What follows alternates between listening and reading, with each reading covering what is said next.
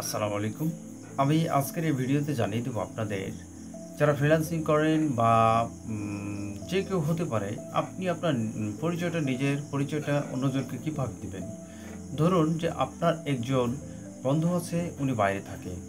ধরুন যে আপনি উনি বলতেছে ইউএসএ থেকে আপনাকে হঠাৎ করে ফোন দিল। ফোন দেওয়ার পরে আপনাকে বলতেছে যে আপনার পরিচয়টা বলুন বা আপনার পরিচয়টা কী। অনেক দিন পর দেখা, সে হয়তো বলবে আপনাকে আপনার পরিচয়টা বলুন। তখন আপনি কীভাবে দেবেন? অর্থাৎ উনি বলতে পারে হোয়াটস ইয়োর ইন্ট্রোডিউস, আপনার পরিচয়টা দিন। তখন আপনি এভাবে দিতে পারেন, মাই নেম ইজ, আপনার নামটা বলবেন।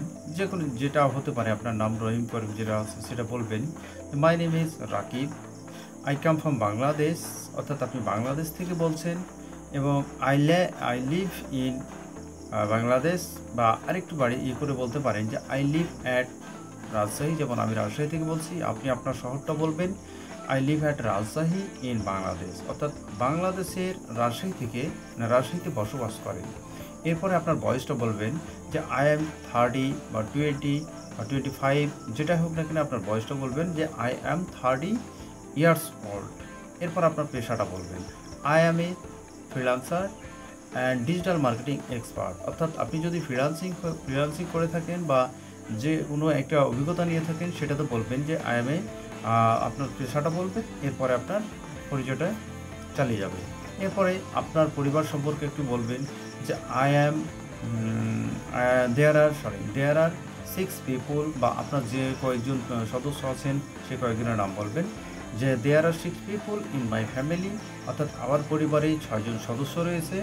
দেয়ার আর প্যারেন্টস, এবং সেখানে রয়েছে পিতামাতা। আর 2 সন, 5 সন অ্যান্ড 3 সন, যার যেটা আছে সেটা বলবেন। এরপরে অ্যান্ড ওয়াইফ, অর্থাৎ আপনার ওয়াইফ যদি থাকে তাহলে ওয়াইফের কথাটা বলবেন।